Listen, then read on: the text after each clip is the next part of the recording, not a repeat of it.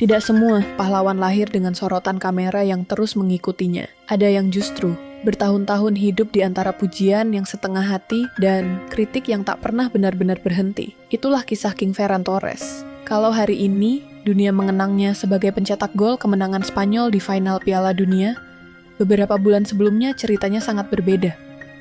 Di Barcelona, Ferran memang tampil produktif dengan 16 gol dan 2 assist dalam 33 pertandingan La Liga. Angka yang sebenarnya cukup impresif. Tapi ada satu statistik yang terus menghantuinya. Sepanjang musim 25-26, ia tercatat membuang 16 big chances. Menjadi salah satu pemain Barcelona dengan jumlah peluang emas yang paling banyak gagal dikonversi.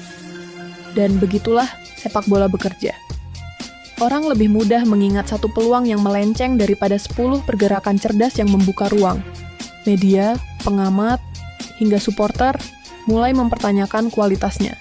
Setiap kali, Ferran gagal memanfaatkan peluang. Komentar yang muncul hampir selalu sama. Namun di balik semua kritik itu, ada satu hal yang jarang disadari. Ferran tidak pernah berhenti berlari.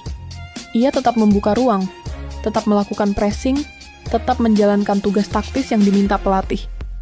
Mungkin memang bukan pemain paling berbakat di generasinya, tapi ia selalu menjadi salah satu pemain yang paling rela bekerja. Lahir di Foyos, Valencia, pada 29 Februari 2000, Ferran mengawali mimpinya dari Akademi Valencia sebelum direkrut Manchester City pada 2020.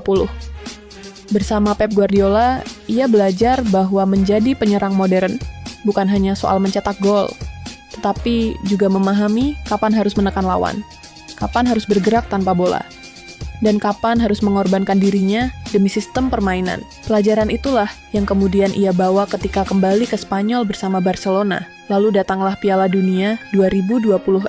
Turnamen itu bahkan tidak langsung berpihak kepadanya. Ferran memulai kompetisi sebagai starter, tetapi kehilangan tempat di 11 pemain utama setelah penampilan yang kurang meyakinkan. Dalam laga melawan Arab Saudi, ia sempat mencetak gol yang kemudian dianulir karena offside. Kamera menangkap bibirnya yang terus mengucapkan, que sea gol, tolong, jadilah gol. Momen kecil yang menggambarkan betapa besar rasa frustrasi yang sedang ia rasakan. Banyak pemain akan tenggelam setelah kehilangan tempat di tim utama. Tapi bukan King Ferran Torres. Ia terus menunggu, terus bekerja, terus percaya bahwa sepak bola selalu memberi kesempatan kedua kepada mereka yang belum menyerah, dan kesempatan itu akhirnya datang pada 19 Juli 2026. Final Piala Dunia, Spanyol melawan Argentina. Selama lebih dari 100 menit, pertahanan Argentina bertahan dengan luar biasa. Emiliano Martinez menggagalkan peluang demi peluang, sementara jutaan pasang mata mulai membayangkan adu penalti. Lalu menit ke-106, Pedro Porro mengirim bola ke dalam kotak penalti. Nico Williams menjaga bola tetap hidup. Dan di saat semua perhatian tertuju pada nama-nama besar Spanyol, justru muncul sosok yang selama ini paling sering diragukan. King Ferran Torres. Satu sentuhan, satu tendangan, dan gol. Spanyol menang 1-0. 16 tahun penantian akhirnya berakhir. Dan ironisnya, pemain yang sepanjang musim lebih sering dibicarakan karena peluang yang gagal, justru menjadi orang yang mencetak gol paling berharga dalam sejarah sepak bola Spanyol.